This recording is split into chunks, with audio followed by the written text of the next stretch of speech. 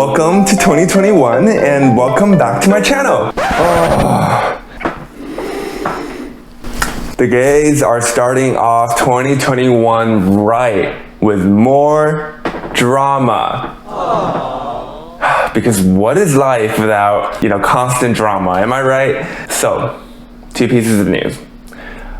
First, Alexander Wang, who is a really well-known fashion designer, gay and Asian, is facing multiple allegations of sexual assault. There are people who say he drugged them at parties. There's people who say that he groped them at parties. All sorts of things, you can look it up. And I think this is really unfortunate because I wish he set a better example for other young, gay people of color who were aspiring fashion designers, and this is not it. So I don't really remember exactly where I read this, but it really hit home for me. It's that one of the most unfortunate things about being gay is that there's a really big lack of role models. And the poster who wrote this put it to 3 reasons, right? So firstly is we live in a really straight world. So, our parents are straight, our teachers are likely straight, the adults around us growing up were likely straight. So we didn't really have anyone older than us that we kind of related enough to set as a role model or set as an example for us as kids. And the second thing is that the gay community as a whole was really hidden and underground, and being gay wasn't even legal until somewhat recently. And lastly, the AIDS crisis literally wiped out an entire generation of gay people. And all of this adds up to the fact that a younger generation of gays don't have a older generation that they can set as role models or set an example for them. And I think that's really unfortunate. Second piece of news. The circuit gays just gotta have fun. There was a secret gay circuit party in Mexico for New Year's. And you have your usual suspects, the YouTubers and the influencers and whatnot, and the muscle gays. And then you've also got your medical professional gays. So there's this Instagram account called Gays Over COVID, and whoever runs this account has been exposing gay medical professionals who on one side say that they're trying to save lives and vaccinate people, and on the other side secretly go to circuit parties in the middle of a pandemic. You would think as medical professionals that they know better. And to add on top of all of that, we've got this dude, I don't remember his name, I'll add it here when I edit the video, and he starts a group accusing gays over COVID of being toxic. Okay, all right. Let's take a breather and digest this a little bit, shall we? I think cancel culture rejects the fact that people grow and they learn and evolve as human beings. Like, I don't like the person I was 10 years ago. How I don't like the person I was 2 months ago, Because we all grow and we mature. And that's part of being a human being. And we should give people space and time to do that instead of just outright, shunning them, right? And more importantly, I don't think cancel culture actually fixes or addresses any of our problems. It just simply hides them. How many of you were surprised at just how many people voted for Trump in that election? Just how tight the Trump versus Biden election was? I know I definitely was. It should not have been that tight, right? The result of cancel culture is that it pushes people to kind of hide the way they think and how they feel about certain situations. And what that means is that we don't really get to see the full extent of how bad racism is, or homophobia is, or pedophilia is in our country. If we don't see it or know the full extent of the problem or where it's coming from, it's really hard to address it or try to fix it. Canceling these people is not going to change the way they feel about people of color or the way they feel about gay people.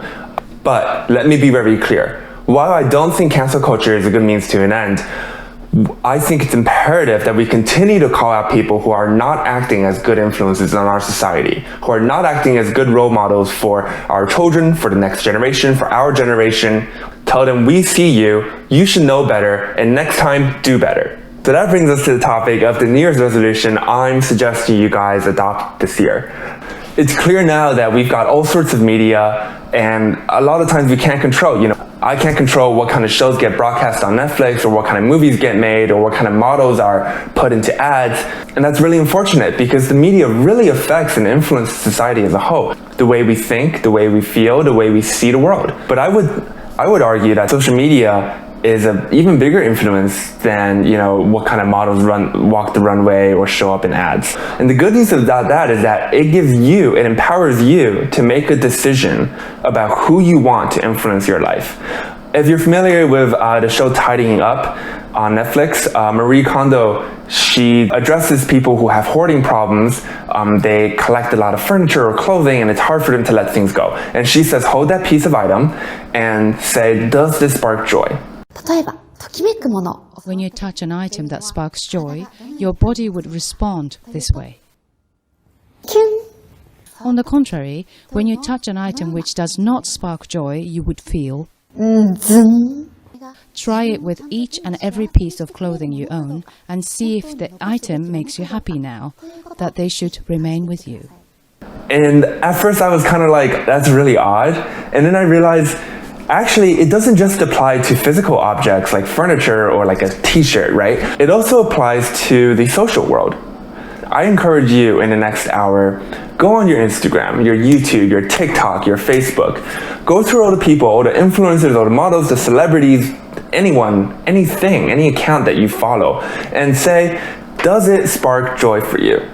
Or does it make you feel body dysmorphia? Does it make you feel like a lesser human being? Does it make you feel devalued, dehumanized, upset? And if it makes you feel those things, stop following the account. And I know I like the thirst traps just as much as any other guy. So what I do is I have 2 accounts. So on my first one, personal account, I follow friends, I follow family, I follow people who I think are a good influence on my life. So like artists, musicians, stylists, designers, things like that. And the second account, I follow the thirst traps. So when I'm in the mood to see a thirst trap, I go to my second account and I view my thirst trap. And this empowers me because now I wake up in the morning, I go on social media because I know that's the first thing all of us do. And I see things that empower me, make me feel good and ready for the day, as opposed to things that, you know, might not really spark much joy for me. And if I'm in a mood to see a thirst trap, I just go to the second account. They're all there. It's just a little bit less accessible. When I started doing this, I definitely saw a really big change, a really big shift in my mentality and just my overall well-being. And I really implore you to try it out and see if it'll improve your mentality as well. All it comes down to is choosing your role models, the people and the things that influence your life, choosing them wisely, carefully, and conscientiously. Thanks for watching this video. If you liked it, subscribe, click like, let me know what you want to see in the comments. By the way, the next 2 or so videos might be a little bit different from the usual kind of self-help stuff that I've been posting. Don't worry, I'm still going to be doing the self-help stuff. I just want to explore a little bit, try different styles, different types of videos like vlogs and gaming stuff, and see, you know, what kind of content I enjoy making and what kind of content you guys enjoy watching. See you guys next time. Peace out.